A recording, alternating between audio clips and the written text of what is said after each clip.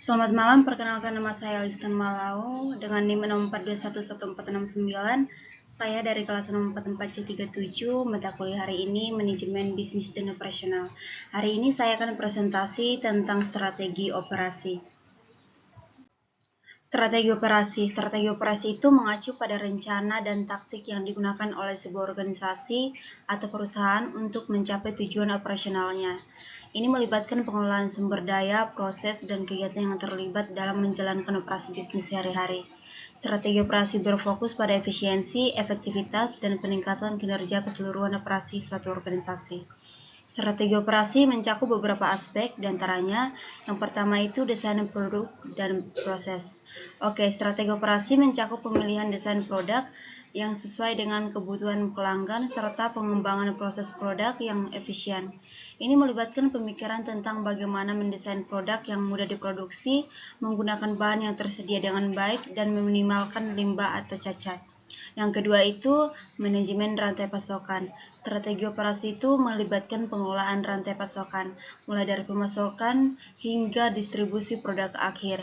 Ini termasuk perencanaan persediaan, manajemen persediaan, transportasi, dan koordinasi dengan pihak terkait dalam rantai pasokan untuk memastikan aliran yang lancar dan efisien dari bahan baku hingga produk lainnya. Ketiga, ada pengelolaan kualitas. Strategi operasi juga mencakup pengelolaan kualitas untuk memastikan bahwa produk atau layanan yang dihasilkan memenuhi standar yang ditetapkan. Ini melibatkan pengendalian kualitas selama proses produksi, pengujian produk, dan implementasi praktik-praktik pemeliharaan kualitas yang baik. Nah, yang keempat itu ada pengelolaan kapasitas. Strategi operasi berhubungan dengan manajemen kapasitas yang optimal.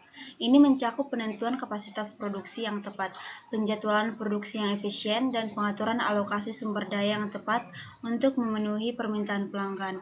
Dan yang terakhir ada peningkatan kontinu. Strategi operasi mendorong peningkatan berkelanjutan dalam efisiensi, kualitas, dan inovasi.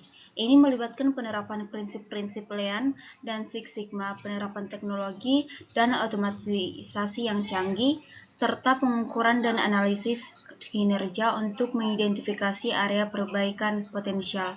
Strategi operasi sangat penting bagi keberhasilan bisnis karena dapat membantu meningkatkan kualitas produk atau layanan, mengurangi biaya operasional, dan meningkatkan efisiensi, dan juga memberikan keunggulan kompetitif.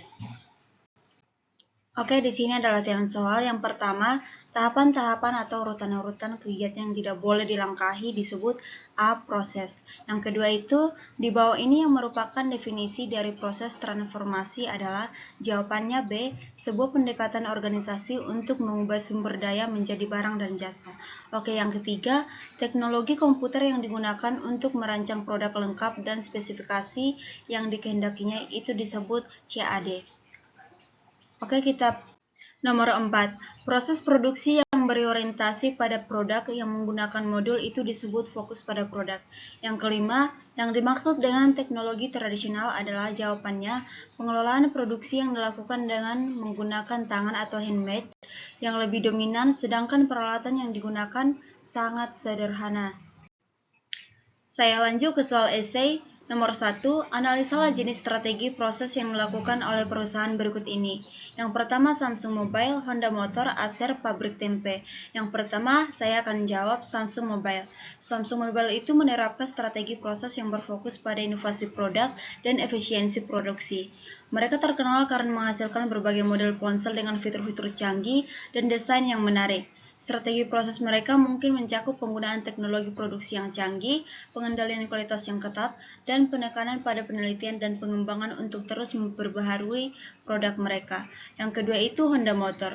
Honda Motor itu menerapkan strategi proses yang berfokus pada efisiensi, kualitas, dan fleksibilitas produksi.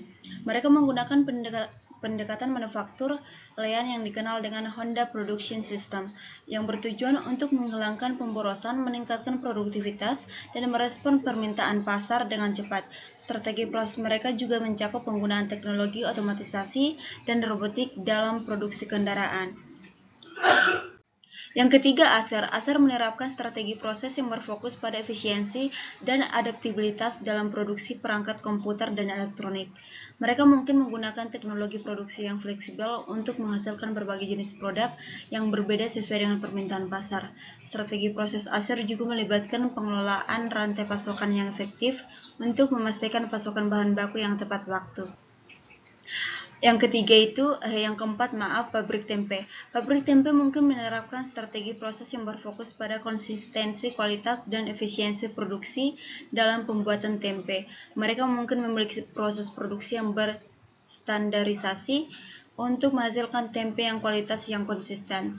Strategi proses mereka juga mungkin melibatkan kontrol suhu, waktu fermentasi, dan penggunaan bahan baku yang berkualitas untuk memastikan produksi tempe yang baik. Harap dicatat bahwa informasi tentang strategi proses spesifik yang dilakukan oleh perusahaan-perusahaan ini dapat berubah seiring waktu, dan hal ini hanya merupakan perkiraan berdasarkan pengetahuan umum tentang perusahaan tersebut. Untuk soal nomor 2, carilah satu contoh pengolahan jasa dengan menyebutkan nama brand dan analisa cara mereka melakukan proses pengolahan jasa dengan jenis smart service. Oke, di sini saya akan memilih nama brand McDonald. McDonald ini merupakan sebuah brand restoran cepat saji yang dikenal secara global. Mereka memiliki pendekatan pengolahan jasa yang mengutamakan efisiensi, standarisasi, dan reproduksi yang cepat dalam menyajikan makanan kepada pelanggan mereka. Berikut adalah analisa tentang cara McDonald melakukan proses pengolahan jasa dan jenis smart service-nya. Yang pertama itu standarisasi produk. McDonald menggunakan standar yang sangat ketat dalam menyajikan makanan mereka. Dalam setiap restoran, bahan-bahan, resep, dan metode persiapan makanan telah ditetapkan dengan sangat jelas dan diikuti secara konsisten di seluruh jaringan restoran mereka di seluruh dunia. Hal ini memungkinkan McDonald untuk menjaga konsistensi rasa dan kualitas makanan mereka, serta mempercepat waktu pelayanan.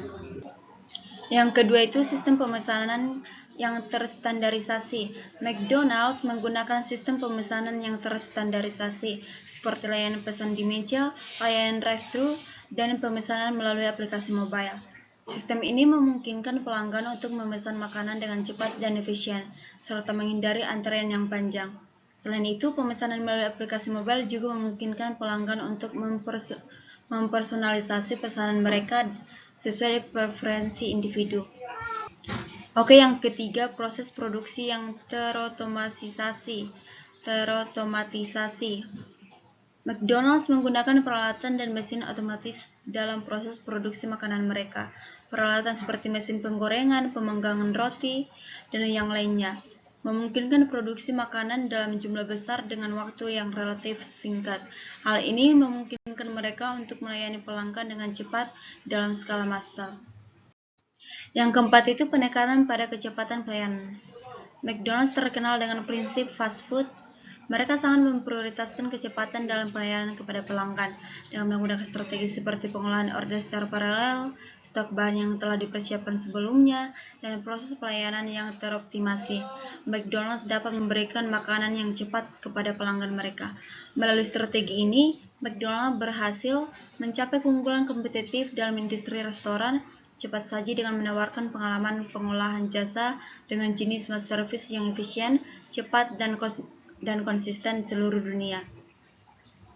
Demikian presentasi saya hari ini. Jika ada kesalahan kata, mohon dimaafkan. Terima kasih.